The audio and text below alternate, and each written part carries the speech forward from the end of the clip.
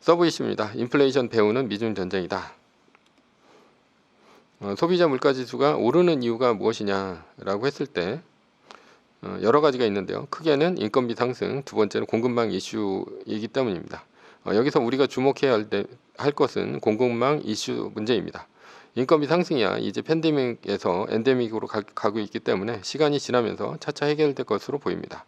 그리고 문제의 원인은 명확합니다. 그러나 공급망 이슈 문제는 다릅니다. 미중 전쟁의 연장선으로 봐야 됩니다. 기사가 있는데요. 미 반도체 정보 제출 노골적 압박, 삼성, SK 하이닉스 핵심 자료 제외, 전략 빨간불 뭐 이런 기사인데요. 미국 정부가 반도체 정보 제출 데드라인으로 정한 오늘 11월 8일 2주가량을 앞두고 삼성전자, SK 하이닉스 등 글로벌 반도체 제조사들을 노골적으로 압박하고 있다라는 것이죠. 미국 정부는 미국의 차량용 반도체 품귀로 자동차 생산이 늦어졌습니다. 그리고 중고차 가격이 치솟자 반도체 제조사들에게 어디에 반도체를 공급했는지 자료를 요구했습니다. 사실 문제는 차량용이지만 만약 전쟁이 일어난다면 모든 군사무기에 들어가는 반도체가 어디로 가는지 알아야 했기 때문에 이런 조사를 시킨 것이죠. 미국 1970년대 자국의 석유 수출 금지에 나선 것이 바로 전쟁이 일어날 경우에 대비해서입니다. 1970년대 한창 나오던 얘기가 석유 고갈론, 석유 피크론입니다. 즉 석유는 유한하니까 석유를 캐내다 보면 수십 년 내에 석유가 고갈된다는 것입니다. 그런데 만약 미국이 석유 수출을 지속하다 보면 석유가 고갈될 수 있고 당시 적국인 소련은 석유가 풍부한 나라입니다. 그러니 미국의 석유가 고갈되었을 때 소련과 미국이 전쟁으로 붙는다면 미국의 전투기는 무용지물이 됩니다. 그래서 당시 중요해진 나라들이 바로 중동인데요. 전쟁을 하려면 중동에서 석유를 가져와야 하는데 중동의 정유시설이 만약에 소련의 미사일로 초토화된다면 미국은 힘 한번 써보지 못하고 소련에게 항복을 해야 합니다. 따라서 미국은 자국에서 나는 석유 수출을 금지하고 카터 독트린을 발표합니다. 카터 독트린이란 1980년 1월 23일 전 미국 대통령 카터가 선언한 정책인데요. 페르시아만에서 미국의 국익을 위해 필요하다면 군사적인 조치를 취하겠다는 내용을 담고 있습니다.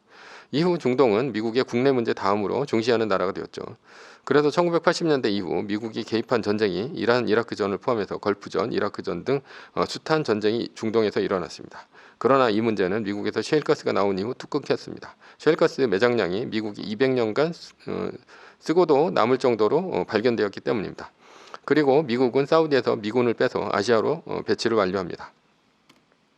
왜 아시아로 미군을 배치했을까? 아시아가 중요해졌기 때문입니다. 이유는 중국의 부상입니다. 미국은 1대1로를 비롯해 중국 제주 2025 등으로 중국이 아시아에서 영향력이 커지는 것을 견제하기 시작했습니다. 움직임은 오바마 대통령 시절이고요. 힐러리가 국무장관으로 있었을 때부터였습니다. 그래서 힐러리는 피보트 아시아라고 하면서 미국의 관심은 중동에서 아시아로 옮겨와야 된다라고 얘기했습니다. 소위 중국의 포위 전략이죠. 미국은 이후 화웨이를 견제했습니다. 이유는 중국의 통신망이 미국의 정보를 캐낸다는 것 때문이었는데요. 그러나 화웨이를 견제한 이유는 따로 있습니다. 그것은 5G 통신망 때문입니다. 미국이 중국과 전쟁을 한다면 가장 큰 약점이 무엇이냐?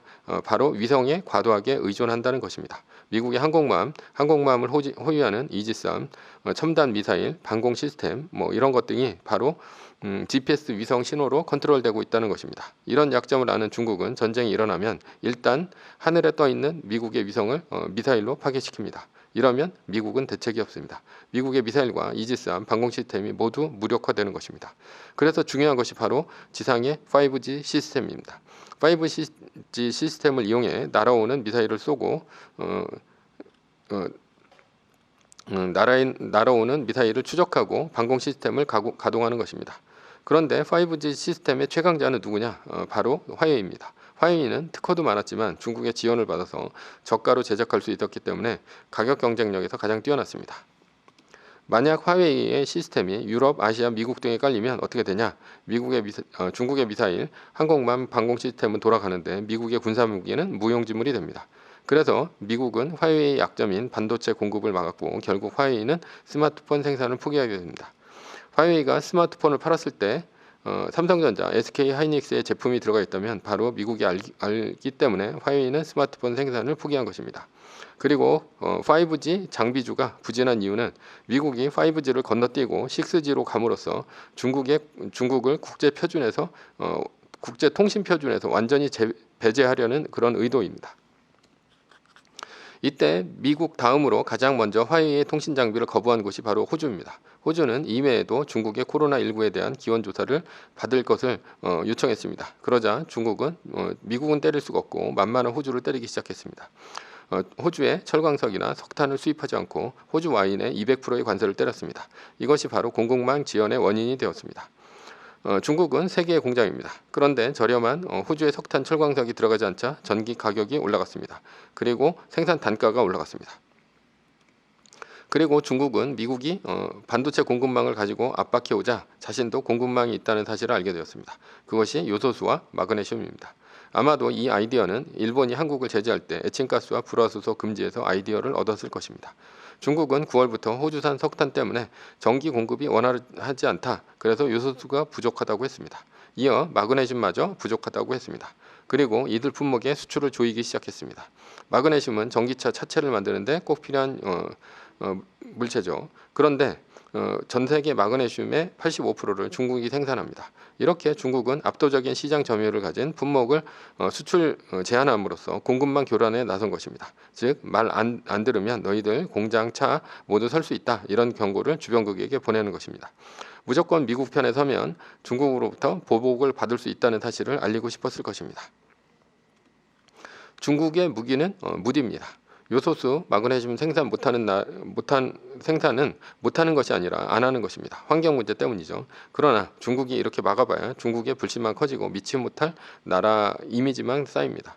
각국은 자체적으로 요소수와 마그네슘 등을 제작 공급할 것입니다. 한국이 일본을 극복했던 것처럼 말이죠. 사실 한국은 일본의 에칭가스와 불화수소를 못 만들어서 자체 생산했던 것이 아닙니다. 일본 것이 싸고 검증되었기 때문이죠. 그러나 소재를 무기한다면 바로 극복이 가능합니다. 이럴수록 국제사회로부터 공급망에 중국의 고립은 더 심해집니다. 이렇게 자원을 무기화하는 나라에 어떻게 믿고 맡길 수가 있겠습니까? 소재의 무기화는 베낄 수 없는 기술을 가지고 무기화하는 것입니다. 예를 들면 첨단 반도체, 반도체 장비와 같은 것이 말이죠. 그러나 미국의 무기는 예리합니다. 미국은 달러 시스템을 갖고 있고 첨단 기술을 통제할 힘을 갖고 있고 그리고 각종 특허 등을 갖고 있습니다. 그리고 군사력이 있죠. 미국은 중국의 첨단 기술을 앞으로도 더욱더 통제해 나갈 것이며 중국의 발전을 방해할 것이고 미국의 공급망에서 중국을 배제할 것입니다. 결론입니다. 장기적으로 미국은 앞으로 중국을 직접 통제함으로써 중국 주식은 휘청일 것입니다. 그리고 중국을 제재하면 더 흔들리는 한국 증시도 멀리해야 합니다. 주식 투자는 이 전쟁을 이기는 미국 증시에 해야 합니다.